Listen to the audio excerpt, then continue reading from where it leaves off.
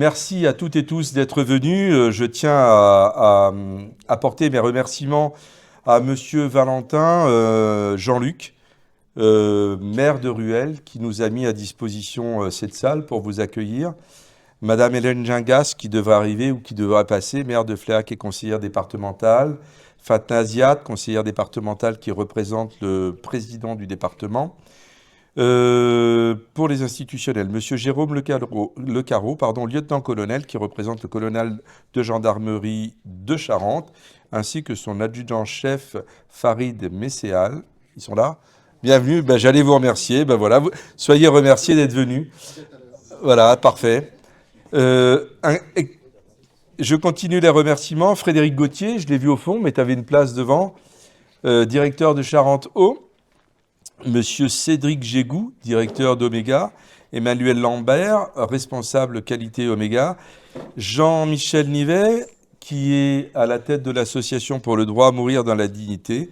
Mesdames et messieurs, en vos grades des qualités, mesdames et messieurs, bonsoir. Rappel sur mes engagements. Mes engagements, c'était le programme du NFP, et en préambule de ce programme du NFP, c'était la rupture avec la politique macroniste qui a lieu depuis maintenant 9 ans.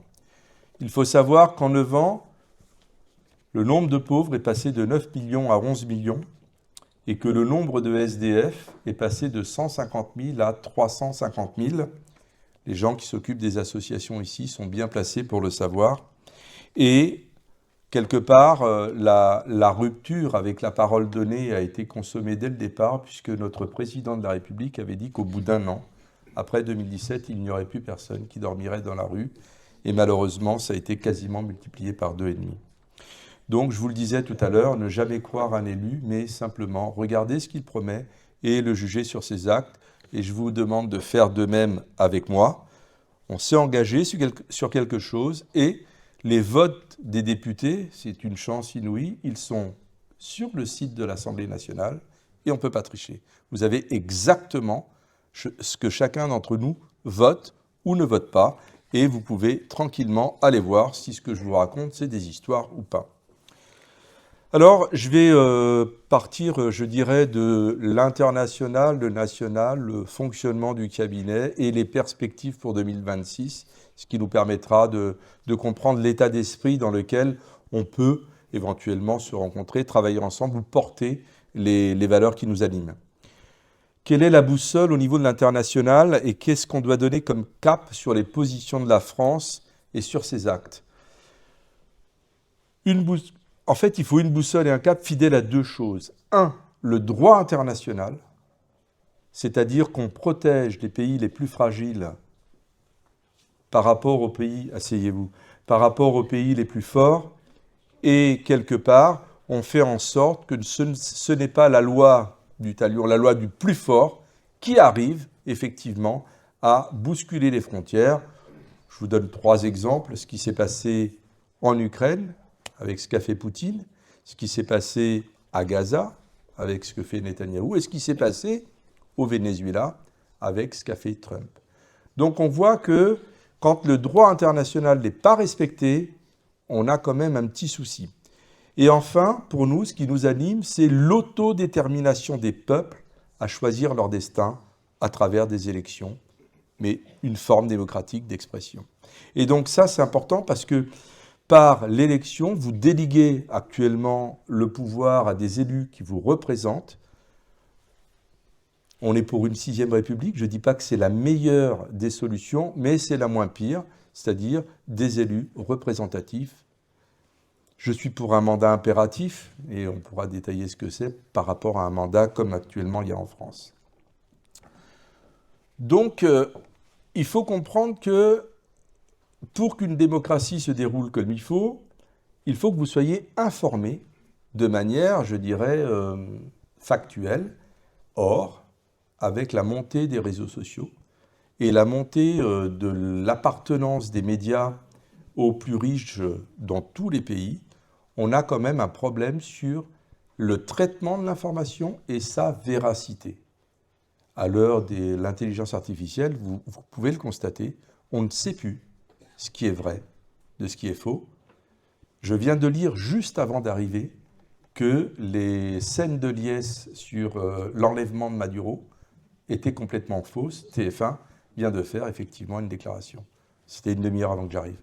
Donc quelque part, vous voyez que méfiez-vous, essayez de recouper l'information et vous verrez que les ultra-riches, s'ils ont investi dans des médias et ils perdent de l'argent tous les ans, ce n'est pas par hasard. Donc nous, on a subi ça. On est passé de wokiste à islamo-gauchiste à antisémite. Et puis quand l'ancien pape et de Villepin ont dit la même chose que nous, ils se sont fait traiter d'antisémites. Donc vous imaginez le pape et de Villepin antisémite, c'est pas possible. Et à ce moment-là, effectivement, il y a des gens qui se sont dit bon, c'est pas possible. Alors maintenant, on ne casse pas trop les pieds. On se dit bon, on peut plus leur dire ça. Alors on nous dit extrême gauche, voilà. Voilà, c'est vraiment toute cette influence médiatique qui fait que pendant qu'on veut parler des vrais sujets et de choses sérieuses, les qualificatifs utilisés sont là pour vous disqualifier. Et ça, c'est quand même important de l'avoir en tête. Donc, sur l'international, on s'est rendu compte que la politique de Netanyahou, qui effectivement a répliqué à une barbarie du Hamas, il faut le dire, par des crimes de guerre, pour des crimes de guerre, s'est transformée en génocide. Et qu'on le veuille ou non, c'est quelque chose de fondamental pour la suite. Quelqu'un qui a pu faire ce qu'il a fait pendant 2 ans, ça permet tous les excès. Et le dernier, c'est M. Trump, qui effectivement se permet des excès qui menacent le Groenland, qui menacent le Mexique, la Colombie, et le pire, je crois, le pire, c'est l'Iran, quoi. Je ne sais pas si vous avez suivi.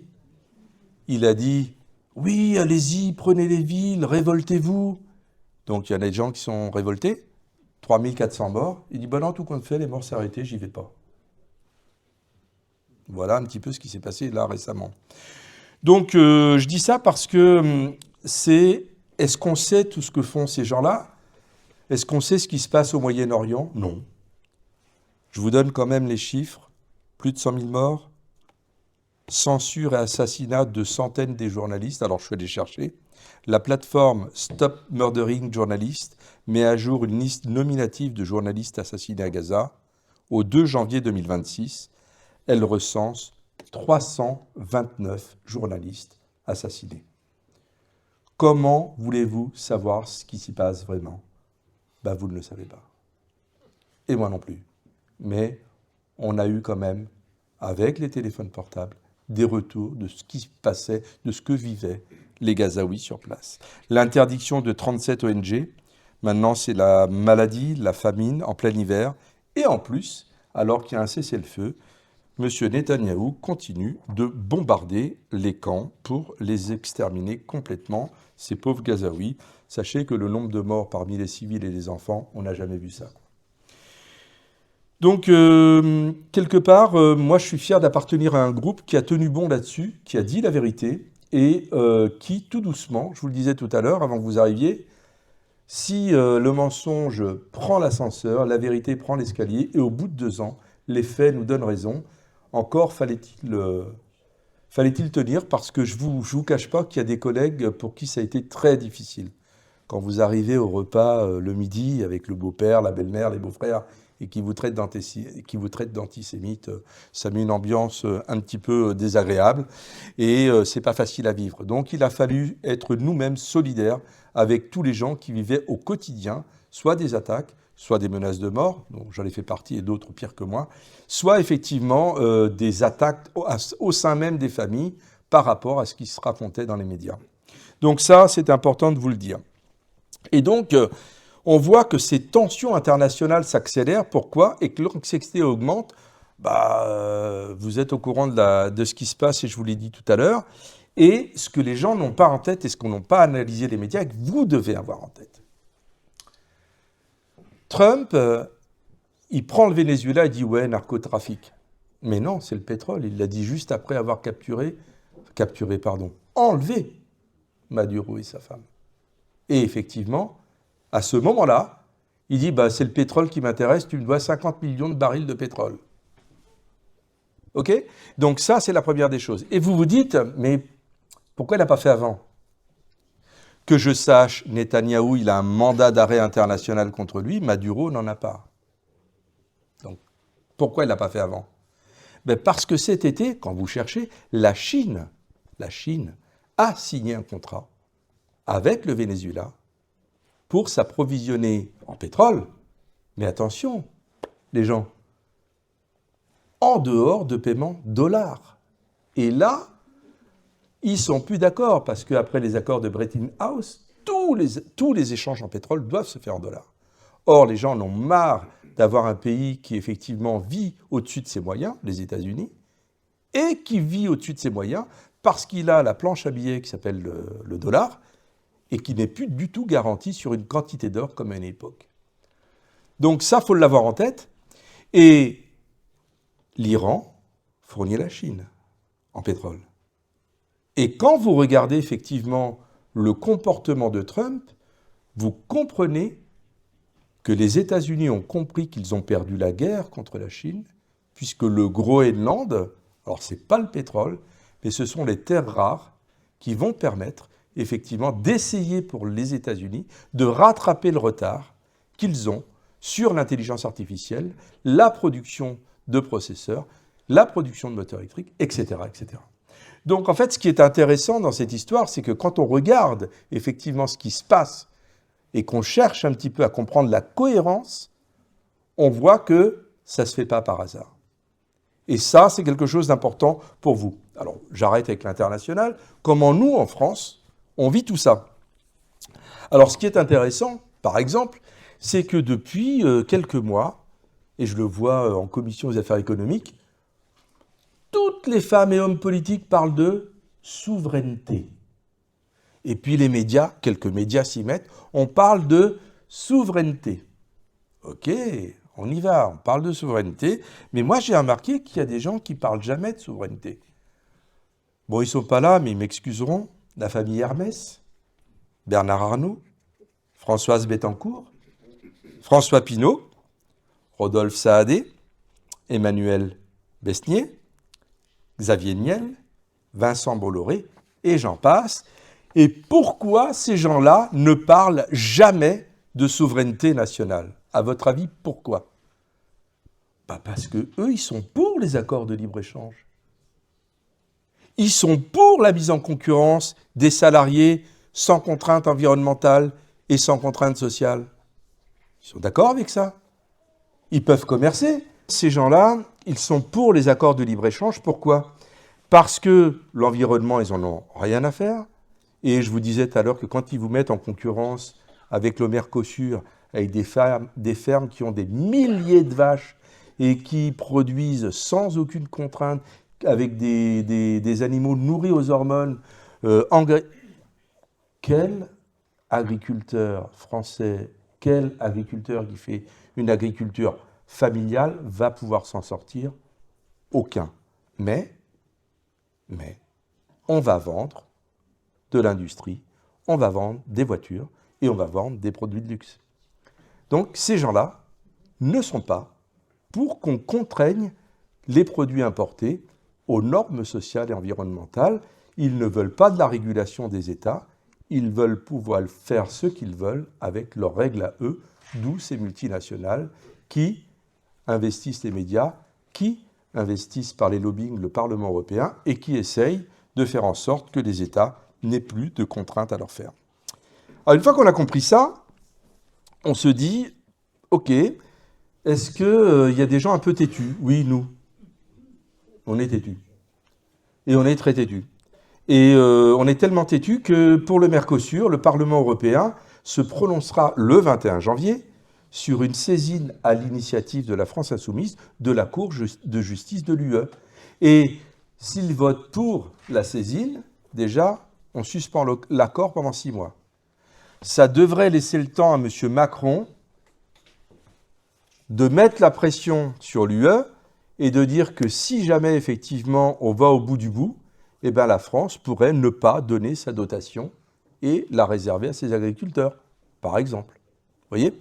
Donc on aimerait bien avoir un chef de l'État à la hauteur de ce qu'est la France, une 7e puissance mondiale, et qu'on arrête de se coucher vraiment à chaque fois qu'il faut faire un rapport de force. Ce n'est pas possible. On a la dissuasion nucléaire et on a tous les ingénieurs, tous les techniciens et tous les agriculteurs pour tenir la route et pour être souverain. Encore faut-il le vouloir politiquement, et je ne pense pas qu'ils le veuillent politiquement, puisque le Mercosur, il était pour en 2019, il était pour en 2023, il l'a trouvé positif au mois de décembre 2025, et comme on a fait voter, nous, LFI, une motion à l'unanimité, vous vous rendez compte, c'est LFI, les diables rouges, là, à l'unanimité, sur notre niche parlementaire, l'ensemble des députés ont voté pour le rejet du Mercosur. Il a été obligé de dire, comme disent les jeunes, de faire genre, je vote contre. Vous voyez, il est obligé quand même, il ne pouvait pas faire autrement. Donc, mais bon, il n'est pas allé chercher une minorité de blocage, et ça, on peut lui en vouloir. Alors, une fois qu'on a compris ça, je décline, on arrive effectivement au PLF et au PLFSS, et vous allez voir pourquoi tout est lié. PLFSS, c'est le plan de financement de la sécurité sociale. Il est financé par les entreprises quand elles payent le salaire différé à travers ce que nous on appelle les cotisations sociales et salariales et patronales et qui viennent abonder les caisses de l'État, les caisses de solidarité sur les 5 branches, mais je ne vais pas m'étaler là-dessus, et qui vous permettent d'aller vous faire soigner à l'hôpital, d'avoir une retraite, d'avoir l'assurance chômage, etc., etc. C'est ce qu'on appelle les caisses de solidarité. Si vous voulez être compétitif avec des Ukrainiens et que vous demandez sans arrêt des baisses de cotisations sociales, parce que vous n'êtes pas protégé aux frontières, qu'est-ce qui se passe? Eh bien, il y a un déficit, le fameux déficit de la Sécu. Puisque aujourd'hui, il y a 80 milliards, j'espère ne pas me tromper, ou 100 milliards d'allègements de cotisations sociales. 80 87. Waouh, la salle suit. 87 milliards qui devraient être compensés par la TVA, puisque l'État s'est engagé à compenser par la TVA. Pas de pot, il manque 20 milliards. C'est pile poil le trou de la sécurité sociale. Alors après, qu'est-ce qu'on vous dit dans le PLFSS, que certains ont voté, pas nous? Vous chercherez qui a voté? Je veux pas failloter comme ça. Je chercherai. Il se passe quoi? Il se passe qu'on dit « Ah, ben, mes pauvres dames, mes pauvres messieurs, il faut doubler les franchises médicales. Et puis, il faut augmenter les mutuelles. Et puis, ah ben, vous ne serez plus indemnisés sur tant de mois, mais beaucoup moins. Et puis, on va gratter un peu les APL, etc., etc. Oh, les affections longue durée. Oh, ben, tant pis, vous ne serez pas bien remboursés. Voilà les conséquences d'accepter ce chantage au commerce international sans faire un véritable rapport de force qui nous permet de sauvegarder notre modèle social. Voyez? Quel est le lien avec le PLF? On est en train de le voir. Alors je salue quand même les camarades qui sont dans la tranchée à l'Assemblée nationale, puisqu'on aurait dû terminer en fin 2025, on y est toujours dans le budget de l'État. Il est en train de passer à l'Assemblée nationale. Et quelque part, on a un souci, puisqu'il y a une résistance très très forte de la part des droites et de l'extrême droite à ne pas aller chercher dans le PLF, c'est l'impôt, c'est en gros, ne pas aller chercher l'argent là où il est. Tout le monde a entendu parler de la taxe Zuckman, c'était de prendre 2% du patrimoine, 2% du patrimoine, sur les gens qui ont plus de 100 millions d'euros et qui leur apportent 5 à 7%. C'est-à-dire qu'ils continuaient de s'enrichir. Ils auraient pu faire un effort quand même. Eh ben non. Ils n'ont pas fait d'effort. Ils ont été servis par des députés qui roulent pour eux. C'est le jeu démocratique, c'est comme ça. Et on se retrouve avec une impossibilité de faire le budget. Une impossibilité de faire le budget. Et donc, je ne sais pas ce que ça va donner. On verra si ça se termine en 49.3 ou si ça se termine en loi... Non, la loi spéciale, c'est en ce moment. En ordonnance. Bon, on va voir. On est comme ça. Les pauvres collectivités territoriales, avec la loi spéciale, bah, les budgets sont donnés au compte-gouttes. Ils ne peuvent pas investir comme ils veulent. Enfin, c'est terrible ce qui est en train de se produire. Mais ne nous demandez pas de voter pour un budget qui n'est pas conforme à ce sur quoi on a été élu. Je suis désolé, le chaos ne vient pas des oppositions, le chaos vient des gens qui sont au pouvoir depuis maintenant, je parle que de la Macronie, depuis 9 ans. On a cru que ça allait marcher, ben ça n'a pas marché. Il se serait honoré, notre président de la République, à dire simplement, au bout d'un mandat, ben je me suis trompé, on va faire autrement. Et peut-être qu'il aurait réussi son deuxième mandat. Parce qu'après tout, s'il réussit, c'est la France qui gagne, hein, quelque part.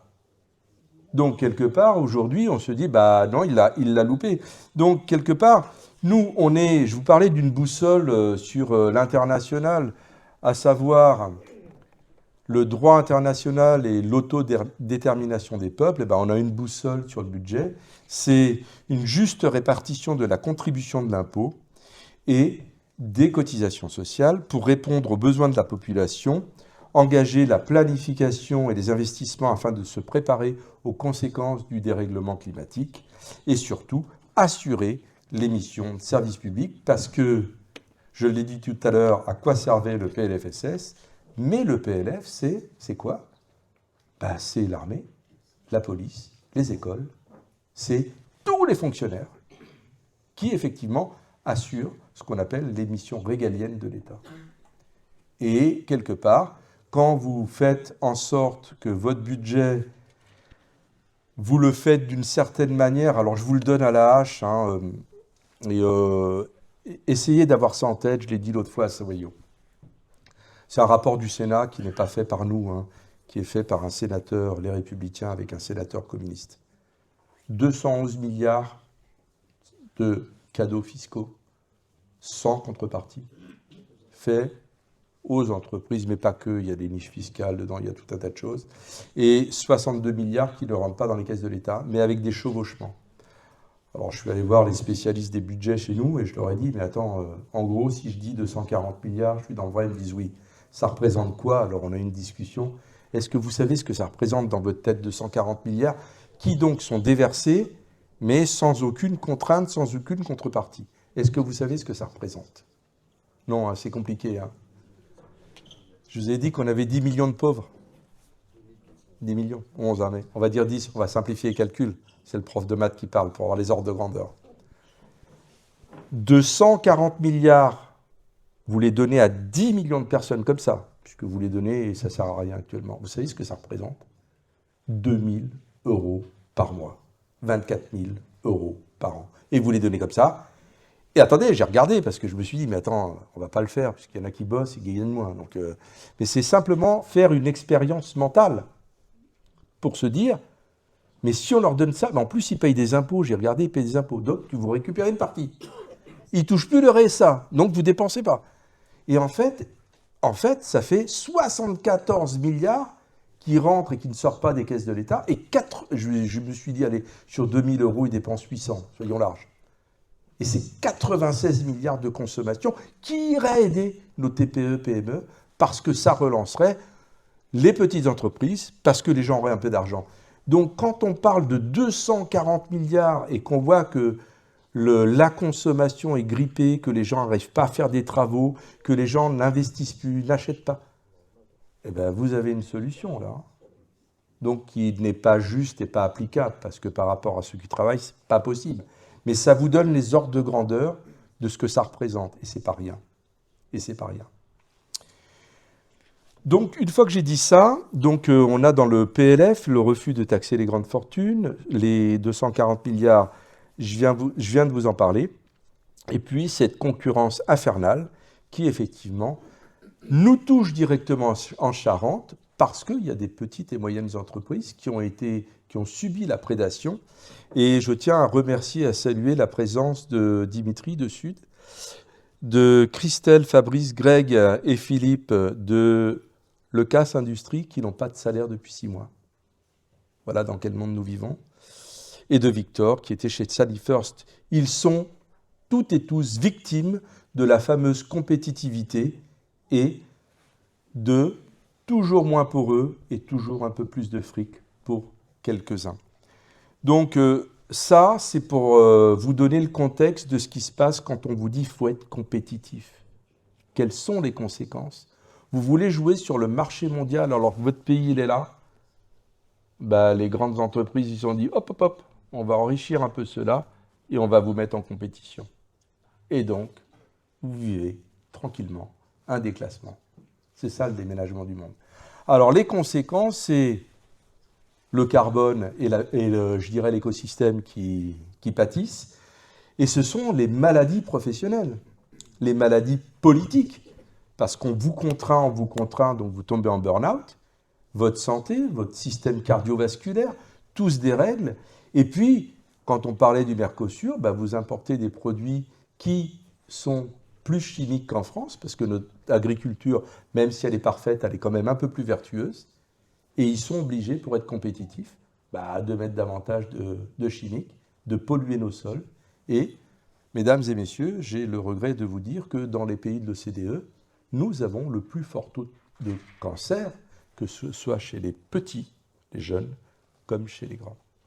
Donc quand on parle de choix politiques et de maladies, on ne dit pas n'importe quoi. Donc ça, il fallait que vous l'ayez en tête. J'ai combien de temps? C'est bon Donc en fait, ce qu'on propose, c'est un peu d'espoir quand même, puisque on propose une bifurcation, une planification écologique pour avoir des emplois locaux, redonner un coup de force à nos entreprises locales.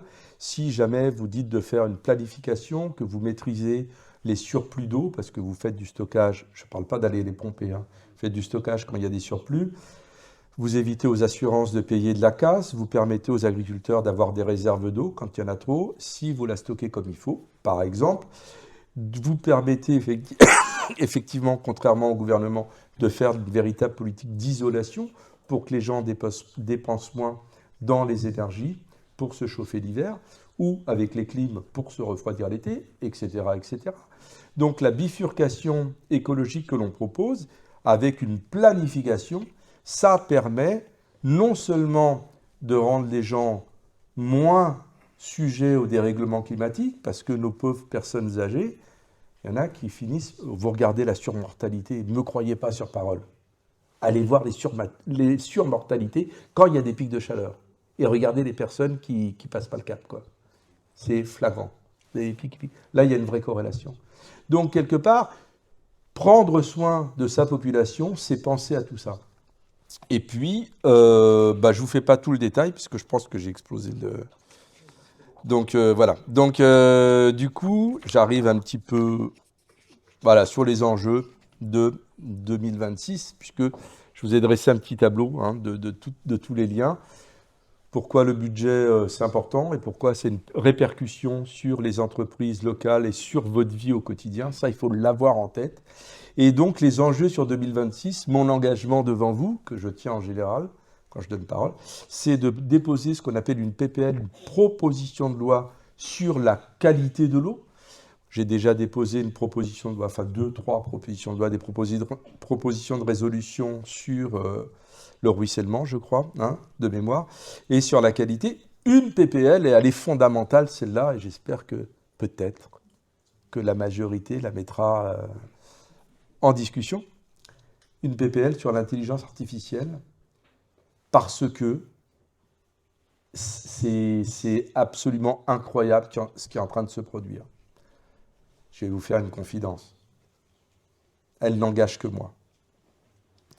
Je pense que l'intelligence artificielle va accélérer la fin du capitalisme financier. Mais c'est qu'un avis personnel. Vous ne pouvez pas supprimer allègrement des emplois et dire aux gens « débrouillez-vous pour manger ou pour vivre ». Ce n'est pas possible. Ce n'est pas possible. Donc il va falloir réinventer un modèle de société. Alors, j'insiste sur l'intelligence artificielle et je fais le lien avec ce qu'on a dit en début de vœux. Trump, il ne s'est pas gouré. Nous sommes colonisés numériquement.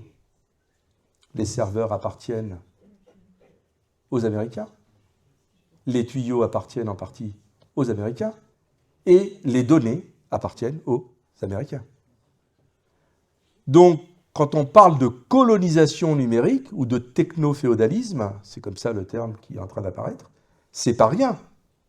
C'est-à-dire qu'on va asservir, nous, notre culture et notre façon de penser, en nous livrant dans les tuyaux et dans les médias qui sont détenus par Musk et quelques-uns, avec, je dirais, du prêt-à-penser et un formatage des esprits et je dirais, un isolement des gens parce qu'ils sont des heures et des heures sur leurs écrans et leurs portables, avec pour unique ami une IA au Japon, par exemple. Ils aiment bien les IA. Et ça serait intéressant de comprendre que la colonisation via le numérique, ce n'est pas un vain mot. Je ne parle pas de la cybersécurité, puisque effectivement, je suis aussi chef de file là-dessus, mais je n'ai pas déposé de PPL. Une PPL sur la prévention des entreprises prédatrices. Nous avons parlé de Lecas Industries et de Sally First. Alors, il y a quelques riches en France. Ils viennent prendre les compétences. Il y a Colibri, tiens, aussi, qui vient de se faire manger en Charente-Maritime. Ils viennent prendre les machines, les compétences, la marque. Ils disent, ouais, on va investir. En fait, ils font ce qu'il faut pour filialiser l'entreprise. Ensuite, pour retirer des commandes, pour assécher les comptes, ils disent, on va vous mettre en redressement judiciaire, on va les fabriquer en Serbie, en Pologne. Bon, Colibri, c'est en Bretagne. En tout cas, pour la Charente et la Charente-Maritime, c'est tout un maillage local qui disparaît. Et donc, une PPL, une proposition de loi sur la prévention des entreprises prédatrices. Et enfin, une PPL très importante sur les déchets. Ça vient suite à la volonté d'incinération qui se faisait en catimini sur Angoulême, là. On s'est dit, mais quel est le problème ? Eh bien, c'est un super problème, quoi. Et je vous le donne encore, je vous ai dit ce que je pensais de l'intelligence artificielle, et je vais vous dire ce que je pense des déchets. Si vous réduisez les déchets, vous tuez le capitalisme. Alors, le lien n'est peut-être pas évident, d'autres, ils sont déjà venus, je l'ai déjà fait. Si vous réduisez... écoutez, c'est pas dur. Prenez Veralia. Ils produisent comme Duralex, ils produisent du verre, oui ou non. Vous remplacez tous vos tupperwares par des contenants en verre. On est d'accord. Et puis, des trucs solides qui tiennent la route quand même, des vrais de vrais. Et puis, toutes les bouteilles plastiques par des bouteilles en verre. Qu'est-ce qui se passe ? Je prends que cet exemple. Et puis, vous remplacez, toutes les tondeuses, les petites tondeuses électriques par les tondeuses, vous savez, à rouleau, là. Pour les petits terrains, c'est très bien, j'en ai une. Et quelques gouttes d'huile par an, ça me coûte. D'accord ? Donc, si vous faites ça, vous allez faire du durable et vous allez faire un pays qui est robuste. Mais, si votre frigidaire dure 50 ans, votre contenant en verre, il dure 50 ans, une fois qu'il est produit, qu'est-ce que vous faites des salariés ? Posez-vous la question. Et vous comprendrez pourquoi on a fait l'obsolescence programmée, pourquoi on fait du jetable, pourquoi. Donc, ce n'est pas anodin. Et donc, la PPL sur la collecte et la gestion des déchets, elle n'est pas anodine parce que ça montre et ça fait réfléchir sur comment, effectivement, on envisage les rapports humains, les rapports aux biens matériels et notre façon de voir la société. Donc, allez, je vais finir. Je vais juste vous raconter ce qu'on fait au cabinet de manière très rapide. Alors, je demande à mes collaborateurs de venir près de moi, s'il vous plaît. Parce que sur l'invitation, vous aviez l'équipe de collaborateurs. Donc, Aileen, Aude, viens. Aileen, Mathieu et Anthony. Merci de venir. Viens près de moi. On va faire un homme, une femme, un homme, une femme.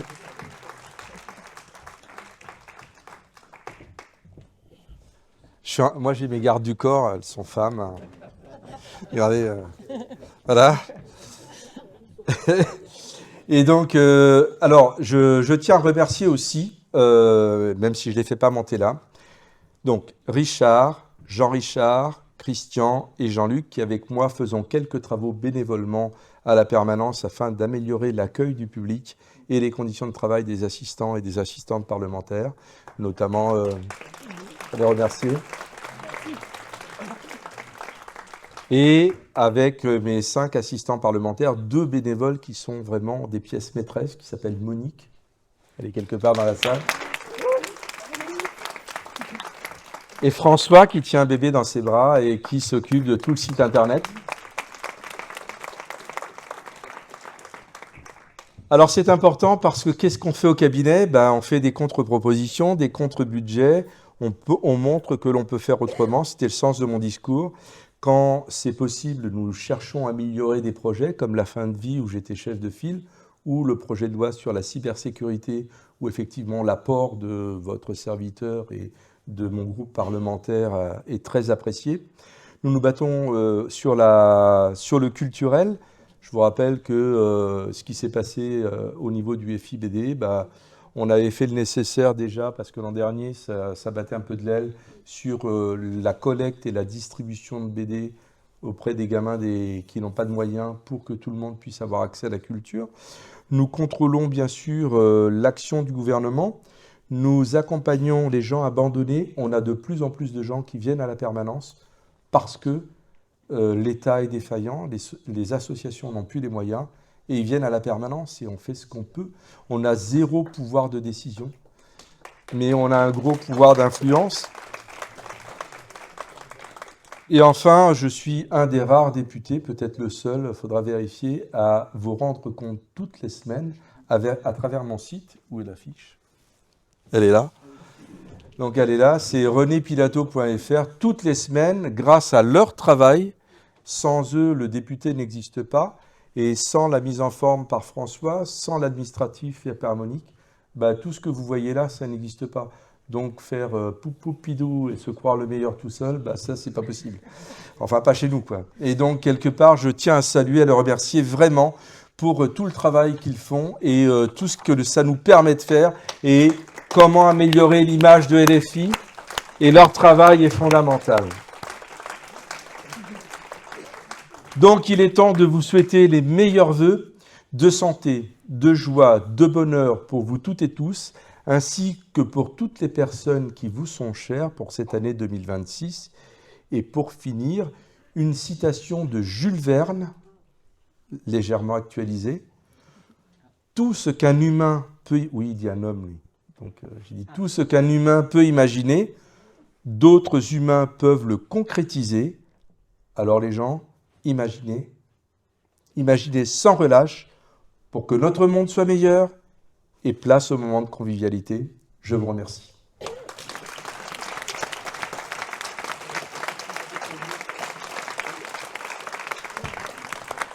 Merci à toi.